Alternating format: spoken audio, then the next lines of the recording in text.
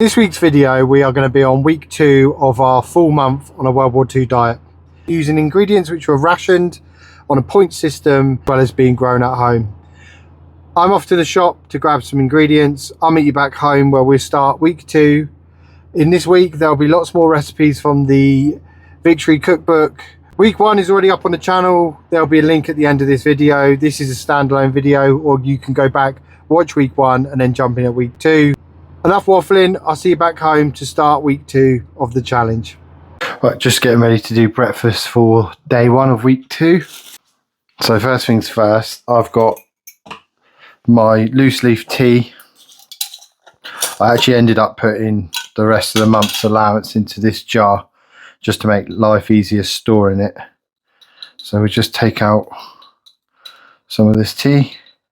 So I worked out in week 1 that 2 scoops of this can make 4 cups of tea. So you use this once, for example, I'll show you. So I'll make 1 cup of the stuff in here with the loose leaf tea in this one. And then when I'm done making this one, I'll leave this on the side, and it's good to make a second cup. Slightly weaker, but it means I can use it twice to get value out of it, to conserve the tea allowance. That worked out really well in week 1. I'm going to have a couple of bits of jam on toast. I'm going to try, I wasn't very good at this last week, but I'm going to try and be a bit better with my sweet allowance because I kept forgetting it, because I'm not normally a sweet eater. So I've got some of my Army and Navy sweets. So in week 1 I picked up 2 ounces of sweets for each week. I went to Milestone Museum. If you haven't seen that, you can watch that in episode 1, week 1. I'm allowing myself 1 sweet a day, but where I have been a bit lapsed on it, I needed to catch up on myself. And I've got a load of the Army Navy sweets in here, which I'm just going to stick in my work bag, so I can at least try and remember to take them and use them at work. Right, 2 bits of toast with some jam on it. Just sorted out lunch, which I'll share with you in the van at work today. And I've got an idea of what I want for dinner tonight. Right, so just going to slice the toast. So I weighed myself on day 7 at the end of week 1. I'll share the weight with you now. Right, let's weigh ourselves on day 7. So technically it's only been 6 days.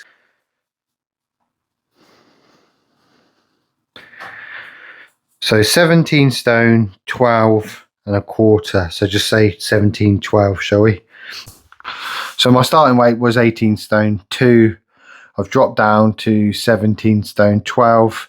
And then what we do is we'll record my weight at the end of the second week, so the end of this week. Just a little extra metric I'm just keeping an eye on. Just want to see how much weight I lose. So I've got a cup of tea with milk, a couple of slices of jam on toast. That's enough to get me going, started for the day. And then, like I said, I'll jump in and show you my lunch in the van later on. Right, so I pulled over for my lunch for day 1 of week 2. And I've got my mock banana sandwiches. So I made these last night. So I'll just show you a quick clip of how I made the mock banana. Got our parsnips. We're just going to dice them, boil them. And then using a small amount of banana essence and some caster sugar, we're going to mash it. And it's meant to resemble mashed banana. I've diced the parsnip. We're just going to boil that down. I've drained off the boiled parsnips. Give them a good mash. That we're going to add a teaspoon of sugar, and then we have our banana essence, and we're going to use half a teaspoon. I don't want to over mash it, so what I'm going to do now is I'm just going to mix that through. It smells banana-y. Give it a little taste test. It looks a bit like mashed banana. It looks like a mix between a mashed potato and a mashed banana. It smells, it's hard to explain. It smells half of banana and half of parsnip.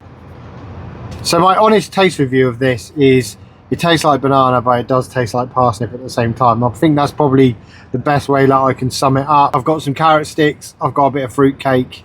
I've also got one of my Army Navy sweets to have after I finished. Tonight I'm going to use up a tin product, tin stewed beef pie, and then serve that with some veg. I'm going to get on and eat this because I normally have my lunch about 12:30 because I start early. It's currently nearly 2 o'clock, so I need to crack on.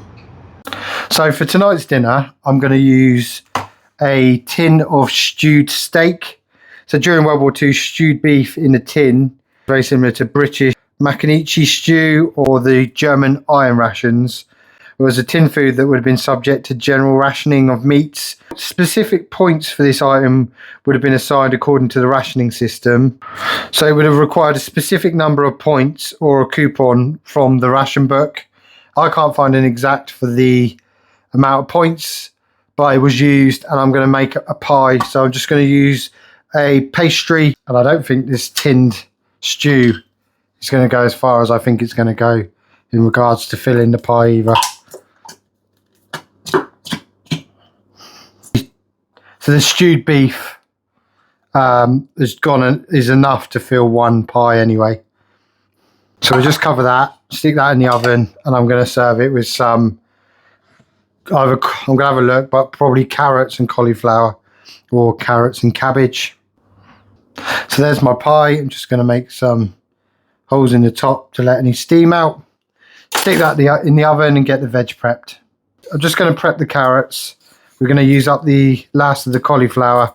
I've got to go shopping tomorrow anyway, so I can have a little think about the meals I want to do for the rest of this week and grab the veg accordingly. So I'll just get these prepped and then I'll come back to you when the pie's out the oven. There we go, there's dinner for tonight. About a third of the pie with some steamed cauliflower and carrots. I've got a section of pie there which I'm going to sort out for Vicky. She's going to have that. And then I've also put aside a little bit which I can have for lunch tomorrow instead of a sandwich to mix things up a little bit. But I'm happy with that. Nice bit of pie and veg for dinner tonight. Breakfast today is some porridge in water with a pinch of salt and a cup of tea. That'll keep me going till lunchtime. Just pulled over for my lunch, so I've got some of the leftover pie, some carrot sticks and a pear. I do think I just need to acknowledge before I get on and eat my lunch that there's probably a lot more beef in the tin of stewed beef that I picked up compared to a World War II tin stew. And research, looking it up last night, they did pack it out with a lot more turnips, swede, peas and stuff like that. So yeah, I just want to acknowledge that I can't get everything exactly right in these videos. I can't get them to, I'll do my best. I am just learning as I go and trying to make the experience of a World War II diet this month as realistic as possible. And I do need to acknowledge certain things. And one of them would be that there's probably a bit too much beef in that pie. Enough waffling. I'll see you back home for dinner tonight. Tonight's dinner, we're going to make curried cod. So the first thing I'm going to do, and this is a recipe from the Victory cookbook, I'm going to put some beef dripping into the pan. I've got 3 spring onions which we're just going to slice.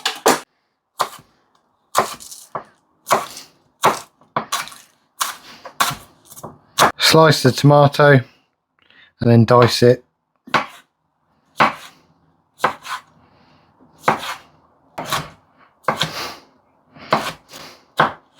Right, I'm going to add that to the pan and fry that in the beef dripping. I've actually gone ahead and steamed the carrots and the cod, and I've kept the water from steaming them. To the mix I've added some curry powder and some gravy powder. Just going to mix that through. Bit by bit we're going to add the water.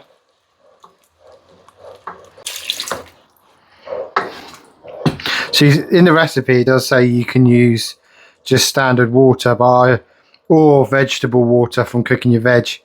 I figured while we poach the fish and the carrots, that will just add the extra nutrients to the meal. Next we're going to add some sugar. and some stewed apples. Mix that through. Next we're going to add the fish and the carrots.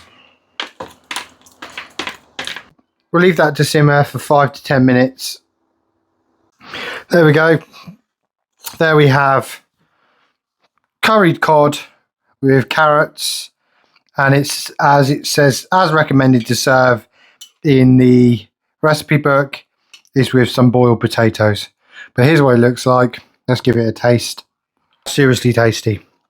That's really tasty. It's got, obviously it's got like a spice from the curry powder, and then it's got that sweetness from the apple and the sugar.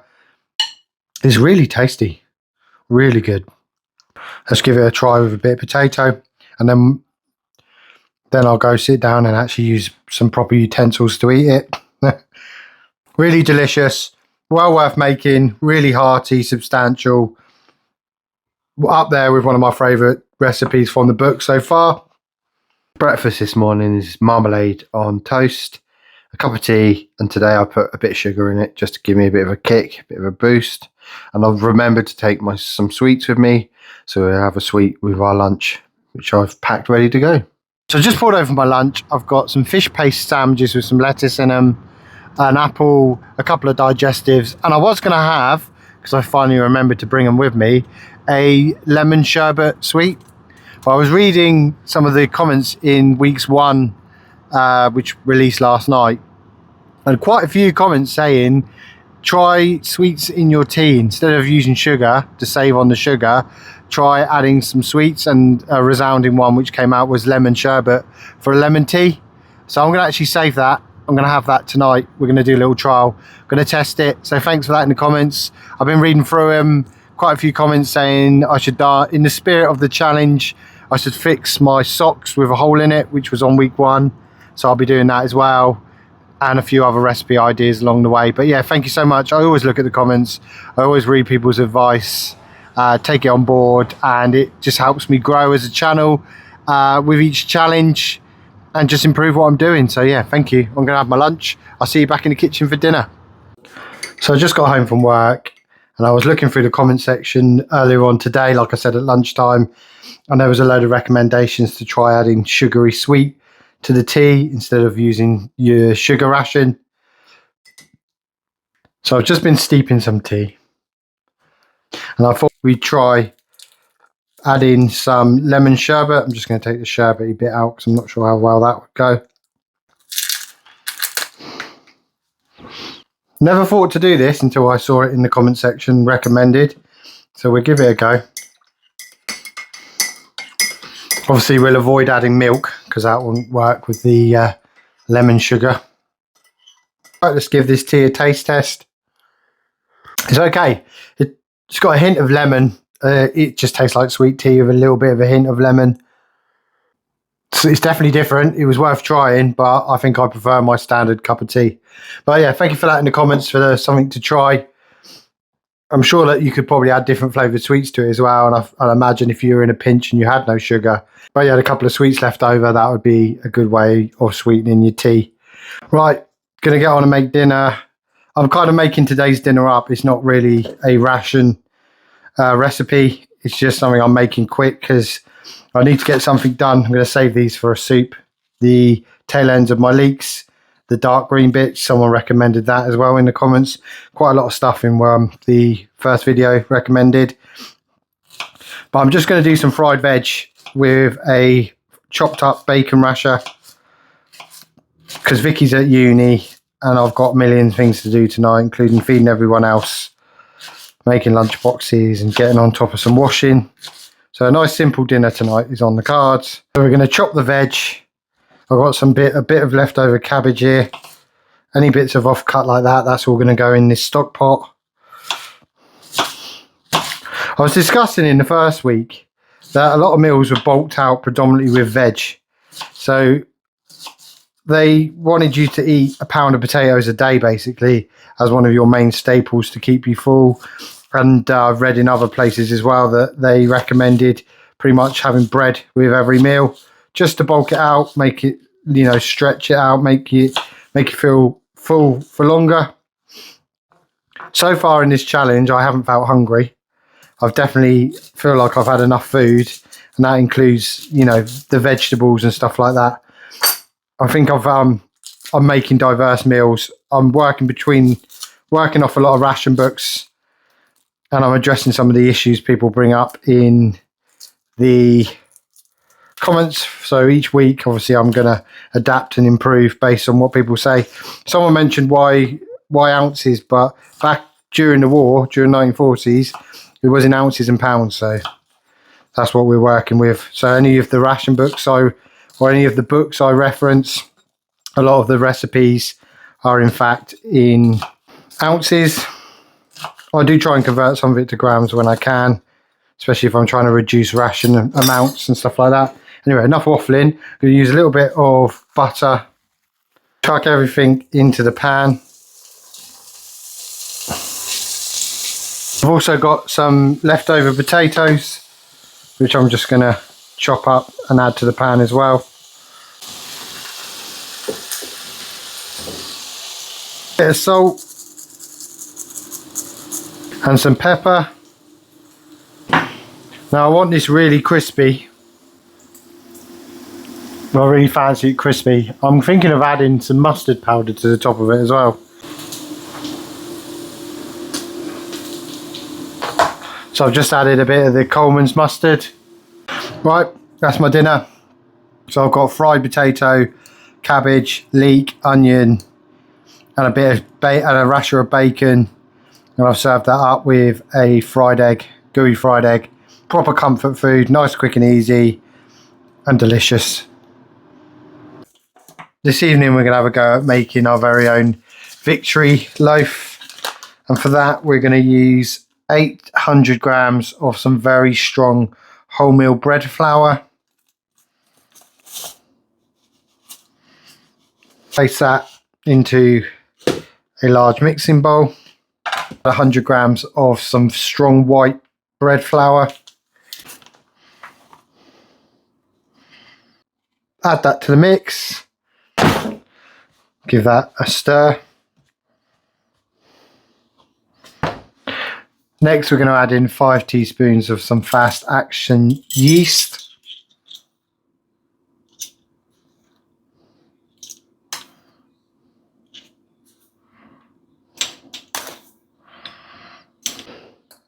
A 1/4 teaspoon of sugar.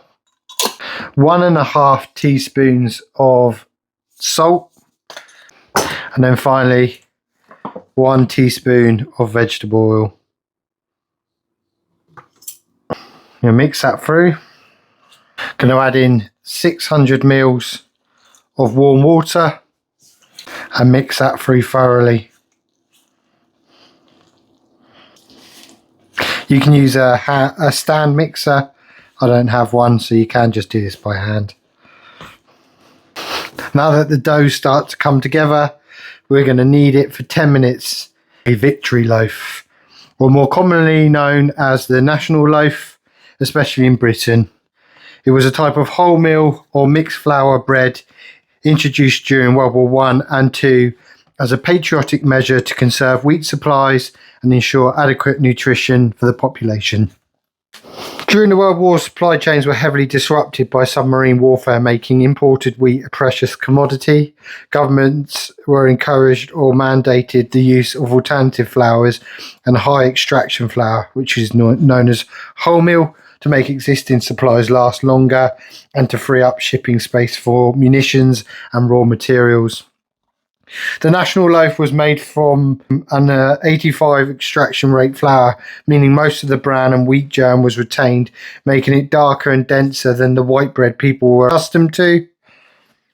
Recipes often included a mixture of flour such as potato flour, oat flakes, cornmeal or rye flour to bulk out the limited white flour supplies, which resulted in a bread which was typically grey, dense and often considered unappetising by the public, who were used to softer white bread, and common complaint was that it went stale very quickly.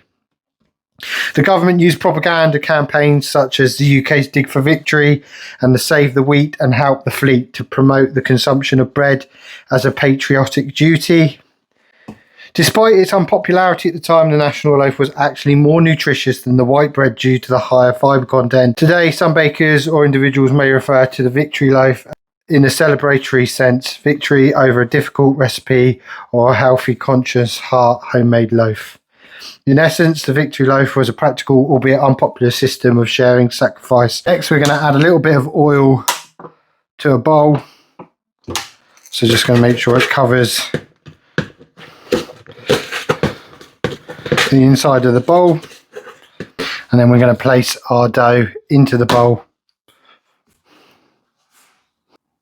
and then we're going to cover. So I'm just going to use a tea towel. Right after an hour, yep, happy with that. The dough should have doubled in size. Definitely say that's doubled in size. What we need to do now is just knock back the dough by punching out the air and just briefly knead it. I'm going to halve the dough. I'm going to slightly flatten the dough. So we're going to place both lots of bread into some bread tin, a bread tin, and because I don't have another one, a cake tin. Sprinkle a few oats over the top. And then we'll leave for a further 20 minutes for it to rise. With both loaves risen after 20 minutes sat on the side, we're going to stick them in the oven for 30 minutes, 30 to 35 minutes. Keep an eye on them, they should sound hollow when they're ready.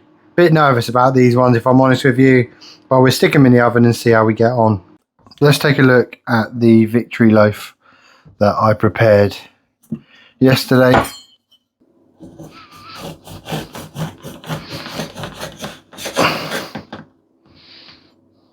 So this was a dense loaf of bread.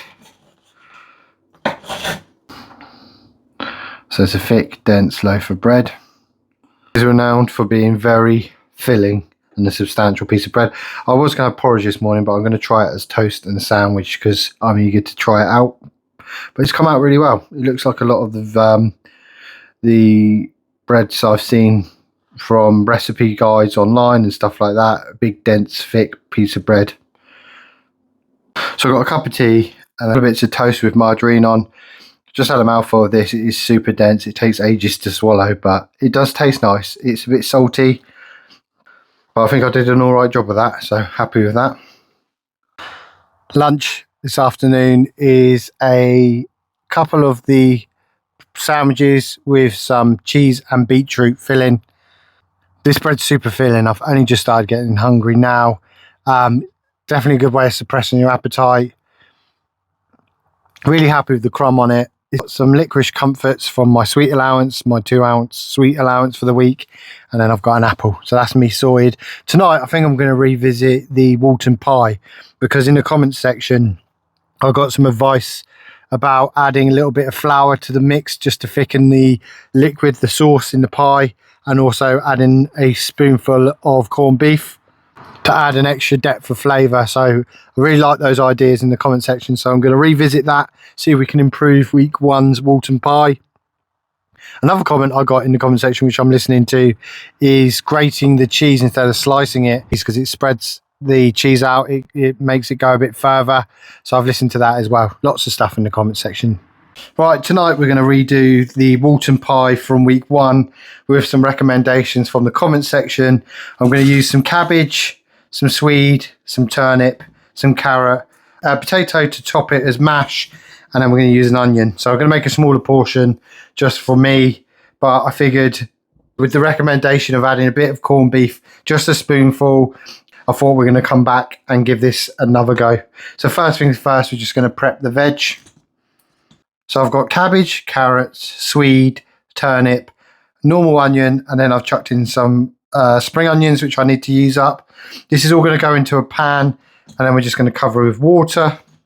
I was going to add potato, but we're going to have a mashed potato topped. So the two styles of Walton pie, you could have it with a crust, a pastry crust, or you could have it with mashed potato. So that's what we're going to use up today. Going to add in some water. just enough to cover the veg.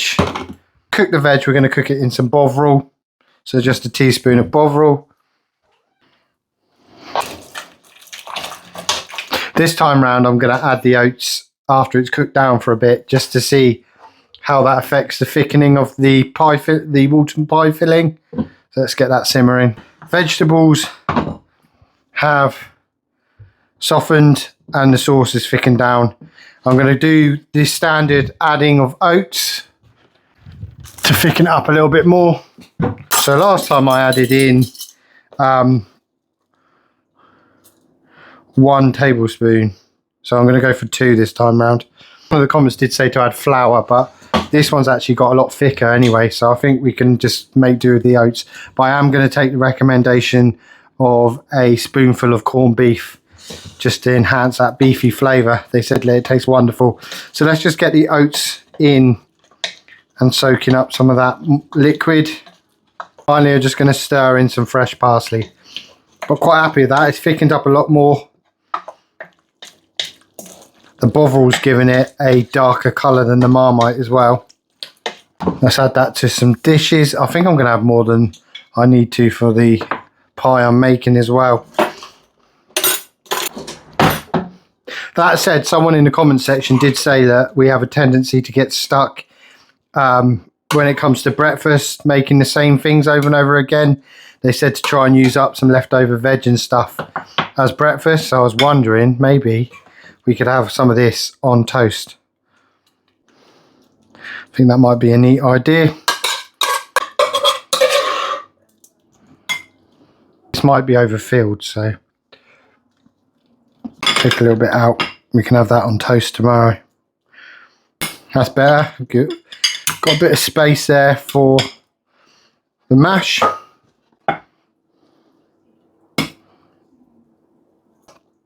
So to make this mash, I've just boiled down some potatoes. I've added a very small amount of margarine.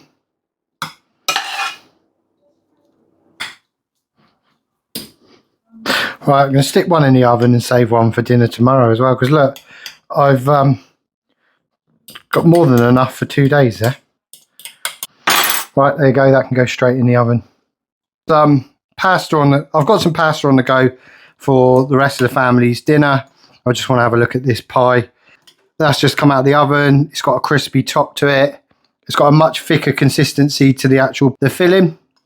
Mashed potato variant of the Walton pie. The corned beef is definitely added to the flavour. Makes it seem a bit more, I don't know, it's a silly word, but a bit more savoury, a bit more substantial. Could serve this with veg. This was often served with vegetables, but we've got quite a lot in here, and this is going to be quite substantial and filling. And to be honest, I'm not really that hungry after eating all that national loaf. So yeah, I'm going to enjoy this.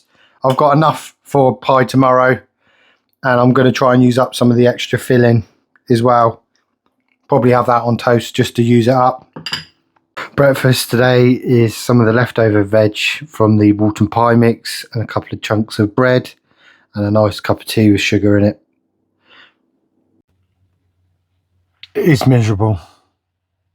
I'm sat in a van. I've got a jam sandwich using the Victory loaf. It's gone very stale and firm, but I will be quite honest with you, I still quite like it.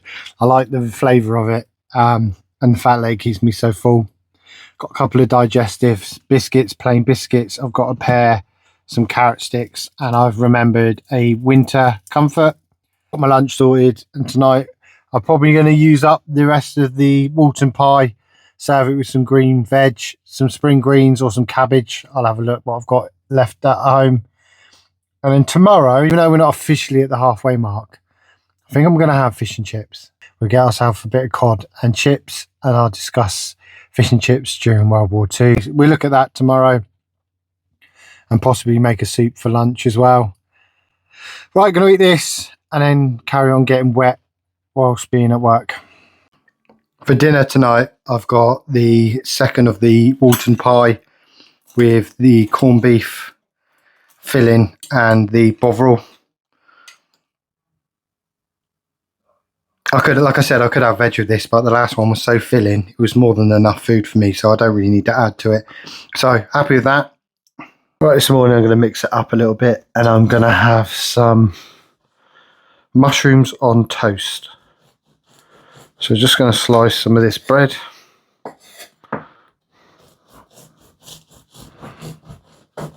Stick the bread in the toaster.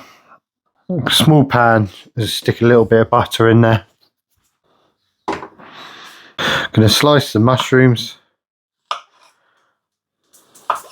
So I'm including mushrooms for my breakfast. One, to mix up breakfast a little bit, and two, just so I can add in the fact that during World War II, during the 1940s, with the rationing being so severe and the restrictions on food, a lot of foraging took place. Now, I'm not out foraging mushrooms. I don't have the knowledge. It is something I want to work on. I've said it in multiple videos. So for now, I'm just using some shop bought mushrooms. But foraging for mushrooms would definitely add variety to your recipes and your meals. Foraging for blackberries, stuff like that. They made nettle and raspberry tea, which is something I'll be doing in week 3. Experimenting with foraged and different types of teas. Just a lot of creativity and ingenuity, which really help people to adapt and change to the restricted diet. Let's chuck some mushrooms in that pan and fry them down. A little bit of water to help them along, just to soften them, sweat them down a bit. A pinch of salt and some pepper, and we're nearly ready. I've got my cup of tea with a bit of sugar in it. 2 bits of the victory loaf with a bit of margarine. Mushrooms on top. That's breakfast for day 6 of week 2. Right, I'm going to try and make a couple of lunches today. I'm going to make a leek and potato soup. So I've got the potatoes peeled. I've got some leeks. Now, someone sent me a video. So it was a link to a video on YouTube. It was in the comment section on how to clean the leeks. So I got told to dice the leeks in half to get rid of the grit and the mud inside of them. And then there was another tip that someone sent me in a video where if you take your leek and then you run 3/4 of the way down the leek. This is fantastic. I watched the video and I went, I'm 100% trying this. And then you do the same thing again all the way down the bottom. So just repeat the process. So thank you so much for this in the comments. I know I respond to all the comments saying great tip, great advice, thank you. And sometimes I wonder if people think that I'm just saying that for the sake of saying it, but I'm not. I'm genuinely learning and taking on board people's advice. I just went a bit too far on that one. And then that way it stays in one piece and you can get to all the bits to get rid of the grit. Can you see that there? And then I can give them a good old rinse under the tap. Such a great tip. I'm going to make sure I remember that. Look at that. No grit. Simple, easy, stays in one piece. Thank you so much. I know it sounds silly, but that's a literal highlight of my weekend. Learning something like that just as an extra tip. I did get advice also in the comment section saying use a bigger knife. But I'm going to be totally honest with you. I am comfortable with this knife. It's what I'm used to using. It's what I've always used. Yes, it's not the right knife. I think this is classed as is it a paring knife? But I'm just using what I'm comfortable with. I've been cooking since I was about 14, believe it or not, like messing around in the kitchen, and I still got all my fingers. So I'm aware that on the videos, sometimes it looks like I'm about to lock my fingers off. You probably do cringe at certain points when you see me cutting. I know my cutting style isn't great. I know it's a lot to be desired. I'm not a chef. I don't even claim to be a very good cook. I'm just someone who's enthusiastic in the kitchen. But this is what I'm happy using. I do have a knife I could use to cut the veg, but this is what fits in my hand, and I feel best. I feel comfortable. Right, stop waffling on. And also, I keep getting comments saying use your dicing thing. So I have one of these, and I'm so used to and set in my ways of using a knife. This is collecting dust. And to the point now, right, actually, so I'm going to say it on the video. If you're watching in the UK and you want me to send you this, first person who sends me an email on Weary Wolf Adventures, if you're based in the UK, I'm happy to send it to you. Send me your address on email. If you're going to use it, you'll make use of it and you want it, I'll send it to you. Because there was no point. It was a bad purchase from me because I'm just using my knife, aren't I? And this is collecting dust. So let me know. Ping me an email. First person who sends me an email through watching this to Weary Wolf Adventures. The email's on my channel description. As long as you're UK mainland, I'll happily post it out for free to you so that you can get some use out of it. That said, I'm just going to get on. I'm going to chop the rest of these leeks and then I'm going to dice the potatoes. We're going to add them in a pan, fry them down in some margarine, not butter. You could use a bit of oil, but I'm going to use margarine. And then we're going to add some vegetable stock. And then we're going to keep that simmering for 20 minutes. Going to add a splash of milk just to make it creamy at the end. And then we're going to mash it. Like, I'm not going to mash it. I'm not blending it. I'm just going to mash it down so it's kind of that thick mash consistency. And then we'll have our leek and potato soup. I like to try and do a bit of a Sunday roast at the end of each week. So last week we had lamb. This week I'm just going to do a cut of pork. I'm doing a roast dinner for everyone in the household. I've got someone coming around for dinner as well. So I'll probably take my allocation of pork from the main joint.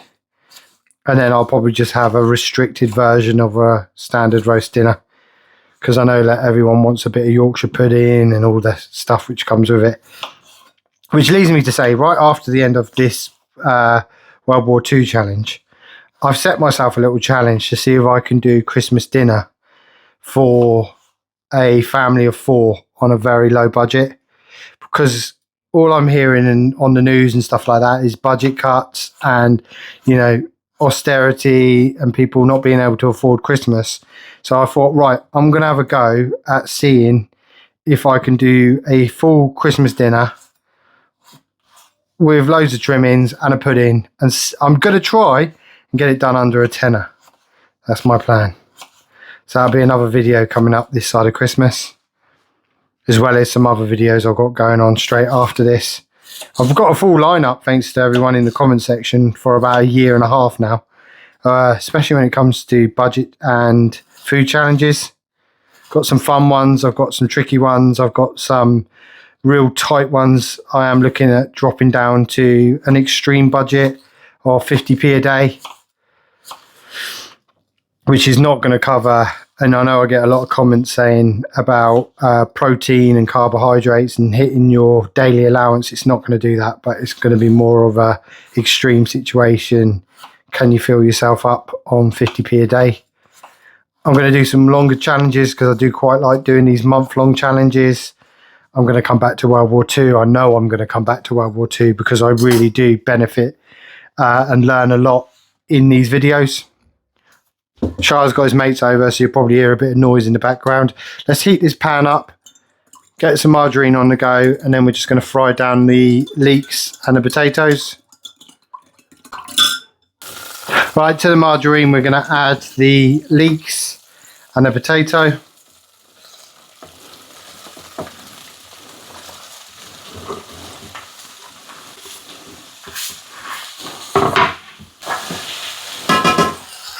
I really do love a leek and potato soup. There's something really warming and comforting about it, especially in like winter, autumn and winter months.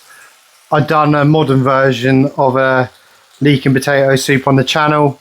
I'm also releasing a tinned potato version, which will be on the channel in the next week or so. And now I'm doing the World War II version, which isn't that much different, to be honest. It is just going to be leek, potato. I'm not adding onion. It's going to be a little bit of salt and pepper for seasoning and some stock. And I might put a splash of milk in at the end just to make it a little bit creamier. So the next stage is to add a pint of stock and then simmer that down. I'm going to simmer that for 20 minutes so the potatoes get nice and soft. So the soup's been simmering down for 20 minutes. As you can see, it's already thickened itself up a lot. Gonna add some salt. I'm gonna add some pepper. See if I can find it. Some pepper. Gonna lightly mash this.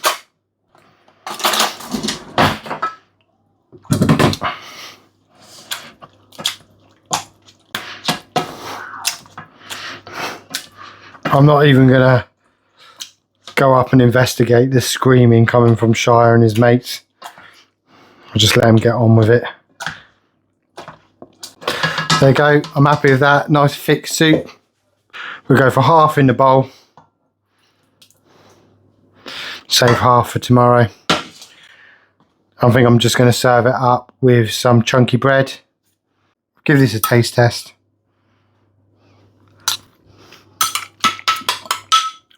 Oh, so tasty. I'm not even adding milk to it. I'm really happy with the thickness. It's the mash, the potatoes mashed down. So you can see how creamy it is. I'd rather save my milk for something else when it comes to ration wise. So I'm going to eat the soup like that, enjoy it like that. And I'm going to have it with some of this national loaf. Perfect lunch. Tonight I'll be having a little treat. I'm going to be having fish and chips from the chippy. I'll give you a little bit of info about fish and chips during 1940s. Delicious lunch, and I've got plenty left over for tomorrow. Tonight for my dinner, I've got a lovely little treat. So I've got fish and chips from the chip shop. So during the 1940s, fish and chips were considered a vital morale booster in Britain, one of the few foods not subject to rationing. Prime Minister Winston Churchill called them the good companions, and the government protected their supply during World War II to maintain public spirits and feed industrial workers. The dish also served a practical military purpose, with Allied soldiers using fish and chips as a code to identify each other, especially during the D-Day landings. The dish was often wrapped in sheets of yesterday's newspaper due to rationing, a practice that continued for many years. Despite potential quality issues during wartime shortages of fat, fish and chips were seen as a valuable source of protein, iron and vitamins, and helped sustain the population during hardship. There you go. Lovely bit of fish and chip shop fish, and under there some chips. So I thought a good excuse halfway through the challenge, well, we'd be halfway tomorrow would be to have a nice portion of fish and chips for dinner. Right, let's do the weigh-in.